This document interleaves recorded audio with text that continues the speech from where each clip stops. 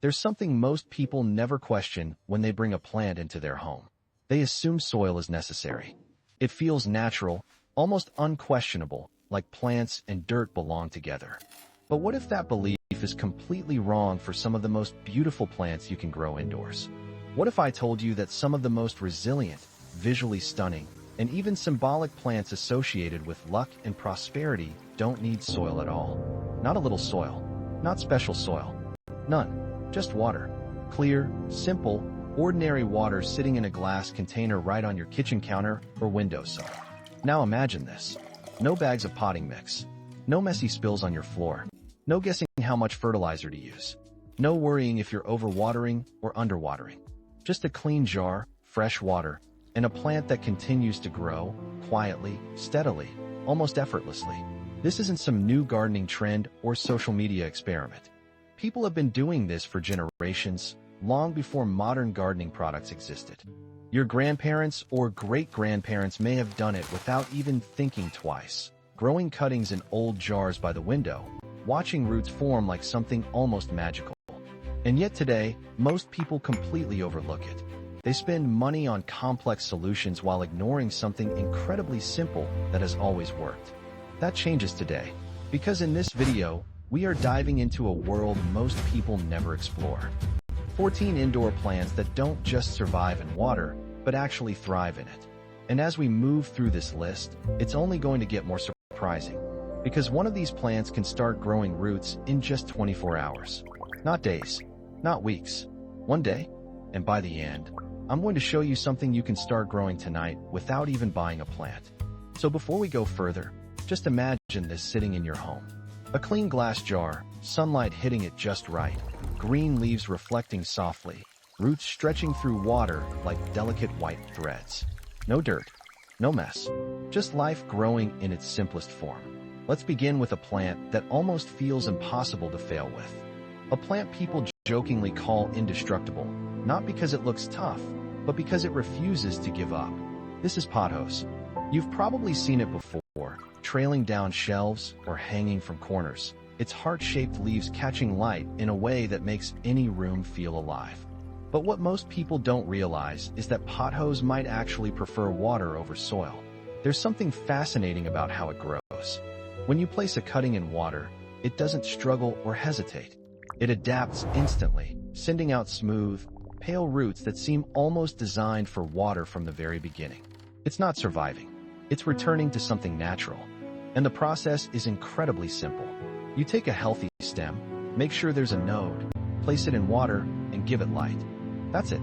Within days, you'll see roots begin to form, and over time, those roots will grow stronger, longer, more confident. It's the kind of plant that teaches you something without saying a word. That growth doesn't always require complexity. That sometimes, the simplest environment is enough. And then there's a plant that carries meaning far beyond its appearance. Something many people recognize instantly, but rarely understand fully. Lucky bamboo. Except here's the truth most people don't know. It's not actually bamboo at all. It just looks like it. What it really is a plant that has been grown in water for centuries, especially in homes where people believe it brings balance, harmony, and good fortune. There's a reason for that. It's not just symbolic. It's practical. This plant naturally grows in conditions where its roots stay submerged or constantly moist. So when you place it in water, you're not forcing it into something unnatural. You're placing it exactly where it's meant to be. Standing upright in a simple container, often supported by small stones, it becomes more than just a plant. It becomes part of the space. Calm, minimal, and quietly alive. And if you've ever thought growing plants requires skill or experience, this one proves otherwise. Because it asks almost nothing from you. Just water, light, and occasional care. Now here's where things get even more interesting. Because there is a plant that doesn't just grow. It multiplies. Freely, generously, almost endlessly. The spider plant. At first glance, it looks simple. Long, arching leaves, clean and elegant. But then you notice something unusual. Tiny baby plants forming at the ends of thin stems, hanging like ornaments in the air. These aren't just decorations. They're fully formed new plants waiting to begin their own life. And when you take one of those baby plants and place it in water, something incredible happens. It doesn't need time to adjust. It already has the beginnings of roots. It starts growing almost immediately, as if it was prepared for this moment all along. Within days, those roots expand. Within weeks, you have a completely new plant. And over time, that plant will do the same thing again, creating more and more. It's a cycle that feels almost unreal when you first witness it. And that's the moment where something shifts in how you see plants. Because you realize you're not just growing something. You're watching a system that keeps giving over and over again, without asking for much in return. And just when you think you understand how this works, another plant changes the perspective again. Philodendron. Smooth leaves shaped like hearts, deep green, almost glossy, catching light in a way that feels soft and calming. This plant has been around for a very long time, adapting to environments where soil isn't always available. In nature, it often grows attached to surfaces, absorbing moisture from the air and rain. So when you place it in water, it doesn't resist. It responds. Cut a piece, place it in water, and watch closely. Those small nodes along the stem begin transforming, turning into roots that stretch downward into the water, anchoring the plant in a completely new way. It's quiet, but it's powerful. And what makes it even more fascinating is how quickly it happens. Within days, you see change. Within weeks, it feels established, as if it has always been there. At this point, you start to understand something important. Soil is not always the requirement we think it is. For some plants, it's just one option among many. And that realization sets the stage for what comes next. Because the deeper we go into this list, the more surprising it becomes. Faster growth, unexpected blooms, even plants you can eat and regrow again and again. And coming up, there's a plant that completely breaks expectations. A plant that proves growth can happen faster than most people ever imagine. By now, something has probably shifted in how you see plants. Maybe just a little, maybe more than you expected. Because once you realize that roots don't always need soil, you start questioning everything you thought you knew about growing things indoors. And this is where it gets even more interesting. Because the next plant on this journey doesn't just survive in water. It transforms in it. The peace lily is often seen as delicate, almost sensitive, like it needs careful attention to survive. People worry about watering it too much, too little, keeping the balance just right. But that perception hides something deeper. In its natural environment, this plant comes from wet, humid regions where water is not something to fear, but something constant. Something it has adapted to over time. So when you remove it from soil and gently wash its roots clean, something remarkable begins to happen. At first, it may seem like nothing has changed. But beneath the surface, the plant is adjusting, shifting from soil-based roots to water roots. And within a couple of weeks, you start to see new growth, fresh white roots that are perfectly suited for life in water. It's like watching the plant remember where it came from. And then, without warning, it rewards you. A new bloom appears. Clean, white, almost glowing against the green leaves. A reminder that sometimes, what looks like a limitation is actually just a misunderstanding. And just when you think you've seen enough variation, another plant proves that beauty doesn't need soil either. The Chinese evergreen. This is a plant that feels almost painted. Leaves marked with patterns of silver, green, sometimes even hints of red or pink, as if each one was designed individually. What's surprising is not just that it grows in water, but that its colors can actually become more vibrant in this environment. Consistent moisture allows the plant to maintain its natural balance without the stress that sometimes comes from soil conditions. Place it in a simple container, give it indirect light, and it begins to settle into a rhythm. There's no dramatic change at first, no sudden growth spurt, but over time, the leaves seem richer, deeper, more defined. It's the kind of plant that doesn't demand attention, but quietly earns it. And then there's a plant that carries history with it. English ivy. This is something you've likely seen before, maybe without even thinking about it.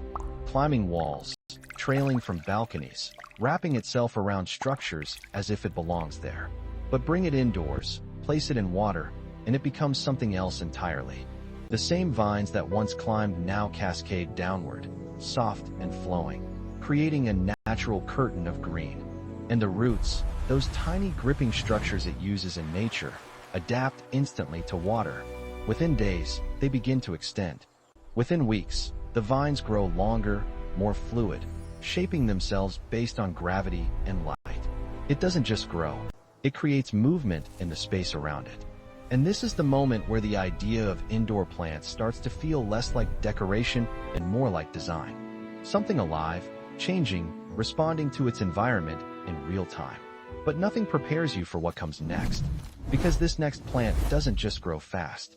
It feels like it's in a hurry. Coleus is often described as one of the most colorful plants you can grow, but that description doesn't fully capture what it does. Its leaves are layered with shades that seem almost unreal. Deep reds, bright greens, hints of yellow, patterns that shift from one leaf to another like variations in a painting. And when you place it in water, something almost unbelievable happens. Within 48 hours, sometimes even sooner, you can see the beginning of roots. Not imagined, not subtle, visible. It's one of those moments where you might find yourself checking the jar more often than you expected, just to see the progress. Because it feels immediate, responsive, alive in a way that's hard to ignore. And as it grows, the colors don't fade. If anything, they intensify. Strong light brings out deeper tones, sharper contrasts, making each leaf feel like its own piece of art. But just when you think speed is the most impressive thing you'll see, another plant shifts the focus again. Begonia, known for being difficult, sometimes unpredictable, often labeled as something only experienced growers should attempt. And yet, place it in water, and it tells a completely different story. Instead of struggling, it stabilizes. Instead of resisting, it adapts. The stems begin to root, slowly but steadily, and then something unexpected happens. It blooms. Small, delicate flowers begin to form, hanging gently from the plant like quiet signals that everything is working perfectly. It challenges the idea that some plants are too complex or too demanding. Sometimes, they just need a different environment. And now, we reach the moment that changes everything. The plant that redefines speed entirely. The inch plant. At first glance, it doesn't seem extraordinary. Slightly trailing stems, leaves with subtle shades of green, silver, sometimes purple. But what it does is unlike anything else on this list. You take a cutting, place it in water, and within 24 hours, roots begin to appear. Not eventually, not after waiting. The very next day. It's the kind of experience that feels almost unreal the first time you see it. Like you've skipped part of the process without realizing it. Those nodes along the stem aren't waiting to become roots. They're already prepared. All they need is contact with water to activate. And from that point forward, everything accelerates. Roots expand quickly. New leaves begin to form. The plant establishes itself in a fraction of the time you would expect. It's a reminder that nature doesn't always move slowly. Sometimes, it moves with precision and speed, as if it knows exactly what it's doing. And by now, there's a pattern emerging. Each plant reveals something slightly different. Resilience, beauty, speed, transformation. But we're not done yet. Because the final part of this journey brings something even more surprising. A plant that changes shape as it grows. A plant that becomes a statement piece in any room. A plant you can actually use in your kitchen. And finally, something that proves you don't even need to buy a plant to start. And once you see that last one, you'll never look at your kitchen the same way again. At this point, it's no longer just interesting. It's starting to feel almost unreal. Because what began as a simple idea, growing plants in water, has now turned into something much deeper. You're not just watching plants survive. You're watching them adapt, respond, and in some cases, completely reinvent themselves in a way most people never take the time to notice. And that brings us to a plant that might be the most unpredictable of all, the arrowhead plant. At first, it looks simple, clean, compact, with neatly shaped leaves that resemble small arrowheads. It feels controlled, almost structured, like it knows exactly what it wants to be. But that's only the beginning of its story. Because over time, something strange happens. The leaves begin to change. They stretch, they split, their shape evolves into something more complex. The plant starts sending out vines, reaching outward, no longer contained by its original form. It's as if the plant refuses to stay the same. And when you grow it in water, that transformation becomes even more visible. The roots develop quickly, adapting to their new environment, and the plant begins to grow with a kind of steady confidence. Each new leaf feels slightly different from the last, like it's rewriting its own design over and over again. It's not just growth. It's evolution happening in real time, right in front of you. And then comes a plant that doesn't just grow. It makes a statement. Monstera, you've seen it before, whether you realize it or not. Those large, dramatic leaves with natural splits and holes have become one of the most recognizable symbols of modern interior design. But behind that aesthetic is something far more practical. In its natural environment, Monstera grows in humid forests, climbing trees, using aerial roots to absorb moisture directly from the air and surrounding surfaces. Soil is not its primary focus. Moisture is. So when you place a Monstera cutting in water, especially one with a healthy aerial root, something powerful begins to unfold. That aerial root starts to transform, thickening, extending, becoming a fully functional water root system. And once that happens, the plant begins to push out new leaves. Each new leaf feels like an upgrade. Larger, more defined, with deeper cuts and more pronounced shapes. It's not just growing, it's refining itself. And because of its size and presence, it doesn't blend into a room. It defines it. A single Monstera in a clear glass container can completely change how a space feels, adding depth, texture, and movement without any complexity. But what comes next shifts the focus again, from visual impact to something more practical. Something you can actually use every single day. Mint. Now this is where things become truly different. Because this is not just a plant you admire. It's a plant you interact with. A plant that becomes part of your daily routine without requiring anything complicated in return. Take a few stems of mint, place them in water, and within days, roots begin to form. Within a couple of weeks, those roots are strong enough to support new growth. And shortly after that, you're not just looking at the plant anymore. You're using it. Fresh leaves for tea, for cooking, for simple additions that instantly elevate what you're making. And the more you harvest, the more the plant responds by growing back even fuller. It's a cycle that feels almost too easy. No trips to the store, no waste, just continuous growth from something that most people would normally throw away after using. And that's when the realization hits. You've probably had everything you needed to start this already, sitting in your kitchen, unnoticed. But even that doesn't prepare you for what comes next. Because the final plant in this sequence doesn't come from a nursery. It doesn't come in a pot. It doesn't require you to buy anything at all. It starts with something incredibly ordinary. Something you may already have at home right now. A sweet potato. At first, it doesn't seem like it belongs in this conversation. It's food. Something you cook, eat, and move on from. But hidden inside it is something most people never think about. Potential. When you place a sweet potato in water, partially submerged, something begins to awaken. Within days, small roots start to emerge from the bottom. Within a couple of weeks, shoots begin to form from the top. And then, almost unexpectedly, it transforms.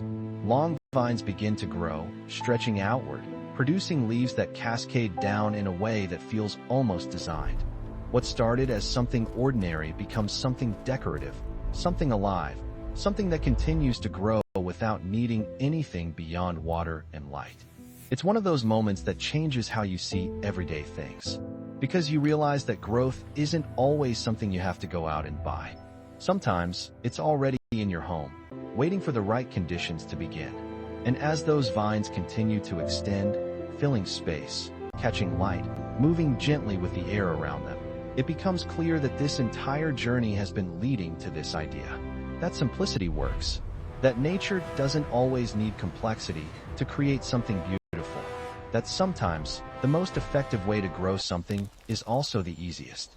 And by now, if you're still watching, you're probably already thinking about where you would place your first jar. Maybe near a window, maybe on your desk, maybe in your kitchen where you can see it every day. Because once you see how easy it is, it becomes hard to ignore. And yet, there's still more to understand. Because knowing which plants grow in water is just the beginning. The real difference comes from how you set them up, where you place them, and how you maintain them over time.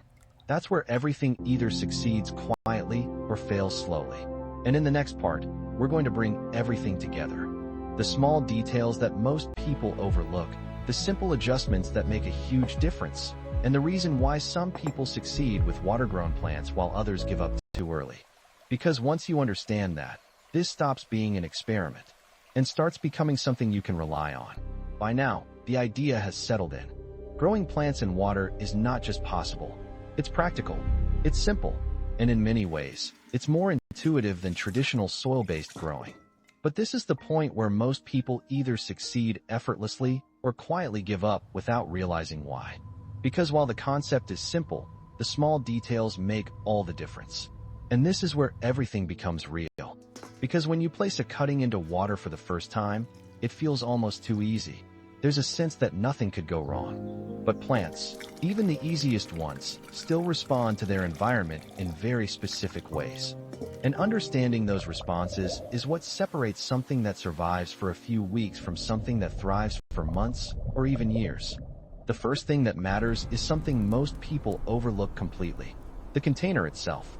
It might seem like any glass will do, and technically, that's true. But the shape and size of the container influence how the plant grows. A narrow container encourages roots to grow deeper and more structured, while a wider one allows them to spread out, creating a more complex root system. And then there's the clarity of the container. Clear glass allows you to see what's happening beneath the surface. You can watch the roots form, track their growth, and notice changes before they become problems. It turns something invisible into something observable. And once you can see it, you can understand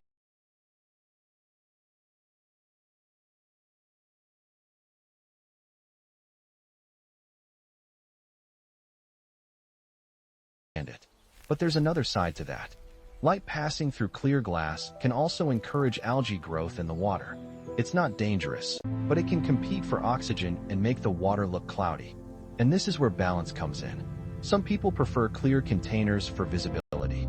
Others use slightly tinted or opaque ones to reduce algae. Neither is wrong. It depends on how closely you want to observe the process. Then comes the most important element of all: water itself. Not all water is the same. Tap water often contains chlorine or other treatments that can slow down root development, especially in the early stages. That doesn't mean you can't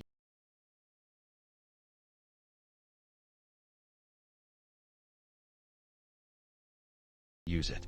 It just means you need to let it sit for a few hours, sometimes overnight, so those elements can dissipate. Freshness matters more than anything else.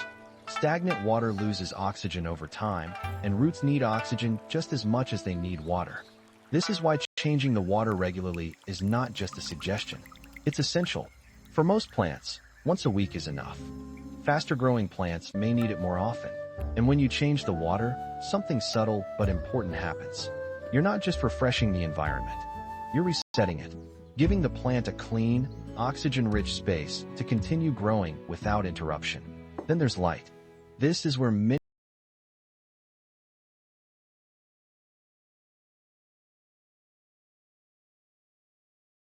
people make a mistake without realizing it. They either place the plant in direct sunlight, thinking more light means faster growth, or they put it in a dark corner, assuming it will adapt. But water-grown plants respond best to indirect light. Bright, but not harsh. Consistent, but not overwhelming. Too much direct sunlight can heat the water, stress the roots, and accelerate algae growth.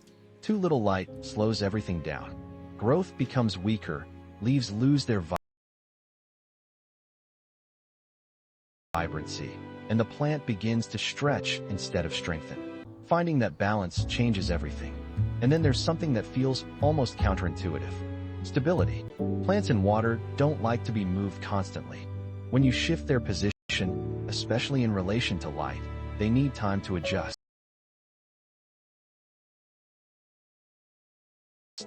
Leaves orient themselves toward light sources, roots adapt to their environment, and sudden changes can disrupt that process. It's a small detail, but it has a noticeable effect. A plant that stays in one consistent spot will almost always grow stronger than